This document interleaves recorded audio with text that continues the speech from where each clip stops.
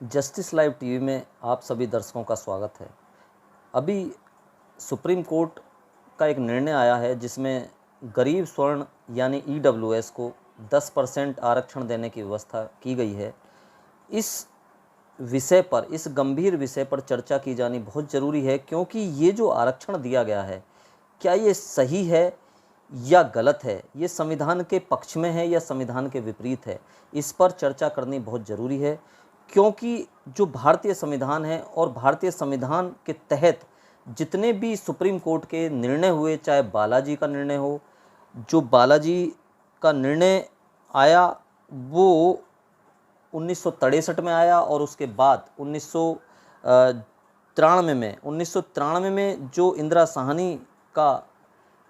निर्णय आया, दोनों निर्णयों में ये बात कही गई कि 50% से ज़्यादा आरक्षण का डिवाइडेशन नहीं हो सकता, 50% से ज़्यादा आरक्षण भारतीय संविधान के तहत नहीं हो सकता। लेकिन इसके विपरीत जो 2019 में 103वां भारतीय संविधान संशोधन करके भारत की सरकार ने संसद में बिल पास किया और ये नियम बनाया, ये कानून बनाया कि जो गरीब स्वर्ण हैं उनको 10% आरक्षण दिया जाना चाहिए। इस पर पूरे देश में बहस छिड़ी और इसमें 40 याचिकाएं माननीय सुप्रीम कोर्ट में दायर की गईं, और उसमें ये कहा गया कि ये जो 10% गरीब स्वर्णों को आरक्षण देने की व्यवस्था जो भारतीय संसद ने की है, भारत की सरकार ने की है, ये गलत है। इस निर्णय के खिलाफ जो 40 याचिकाएं डाली गईं, उसमें 2019 से चलते चलते आज 2022 में सुप्रीम कोर्ट का निर्णय आया, और सुप्रीम कोर्ट के 5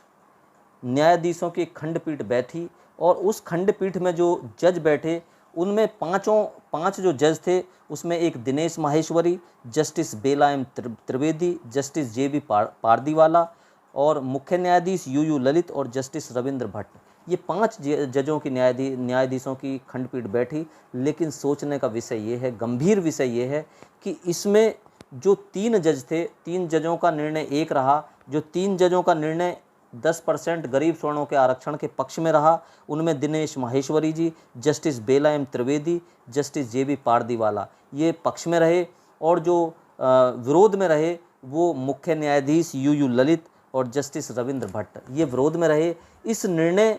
के विरोध में होने के बाद जो जस्टिस UU ललित हैं, उन्होंने ये कहा कि ये 10% गरीब स्वर्णों को जो आरक्षण देने की व्यवस्था है, ये असंवैधानिक है, ये भारतीय संविधान के विपरीत है। और उसी के तहत जो पारदीवाला जस्टिस हैं, उन्होंने ये कहा कि ये जो आरक्षण की व्यवस्था है, ये विचार करने की ज़रूरत है कि आरक्षण कब तक ज़रूरी है। ये पारदीवाला जस्टिस जो 10% आरक्षण के पक्ष में थे, उन्होंने ये कहा कि ये विचार करने की ज़रूरत है कि आरक्षण कब तक ज़रूरी है। तो पारदीवाला जी, मैं आपसे कहना चाहता हूँ कि ये आरक्षण की व्यवस्था तब तक ज़रूरी है जब तक इस देश में जातिवाद ख़त्म नहीं हो जाता, जब तक गैर बराबरी जो इस देश के अंदर है वो बराबरी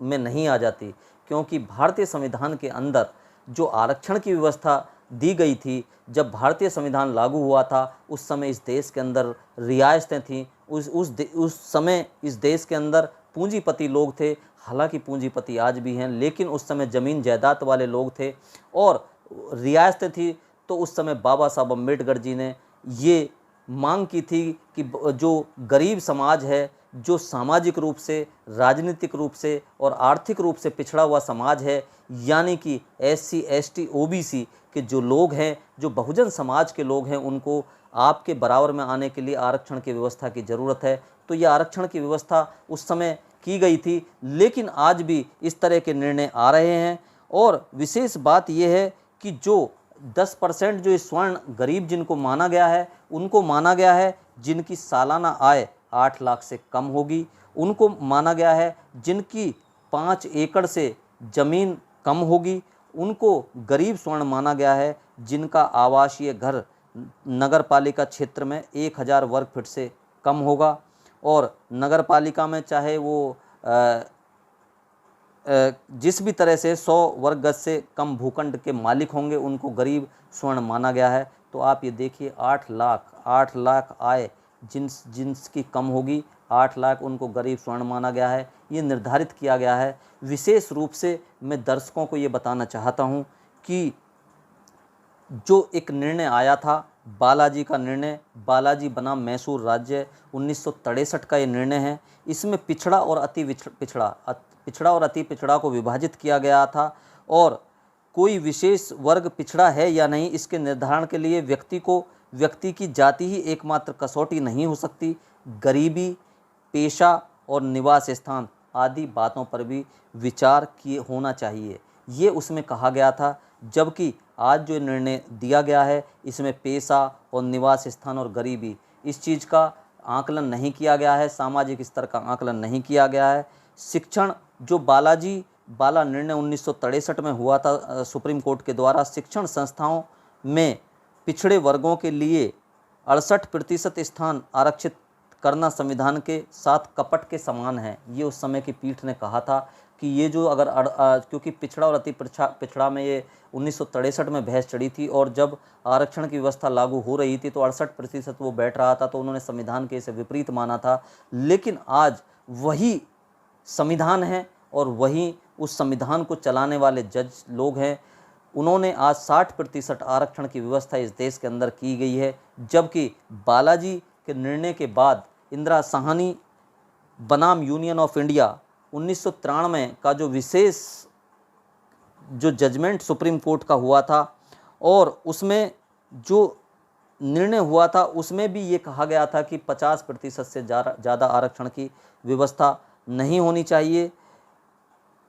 तो मेरा कहने का मतलब ये है, क्योंकि ये आरक्षण की जो व्यवस्था है इसमें ये देखना बहुत ज़रूरी था कि कौन लोग इस देश के अंदर सामाजिक रूप से पिछड़े हैं, कौन लोग राजनीतिक रूप से पिछड़े हैं और किन लोगों को बराबरी का हक और अधिकार देना चाहिए। लेकिन सुप्रीम कोर्ट का निर्णय है, ये सभी को मानना होगा, बाध्यता होगी।